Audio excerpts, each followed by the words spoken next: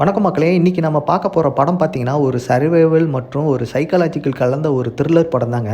படத்தோட நேம் பார்த்தீங்கன்னா த sand castle. இந்த படத்தோட ஸ்க்ரீன் பிளே பார்த்தீங்கன்னா நல்ல என்கேஜிங்காகவே போகும். த்ரில்லர் நம்ம கூட நல்லாவே கனெக்ட் ஆகிருக்குங்க. இது ஒரு ஸ்லோ பர்ன் சர்வைவல் த்ரில்லர் படம் தான். இந்த படத்தோட ஸ்டோரி லைன் பார்த்தீங்கன்னா ஒரு ஹஸ்பண்ட் அண்ட் ஒய்ஃப் இருப்பாங்க. அவங்களுக்கு 2 குழந்தைங்க இருக்கும். ஸோ இந்த ஃபேமிலி என்ன பண்ணுறாங்கன்னா ஒரு கடலில் நடுவில் இருக்கிற ஒரு தீவுக்கு போகிறாங்க.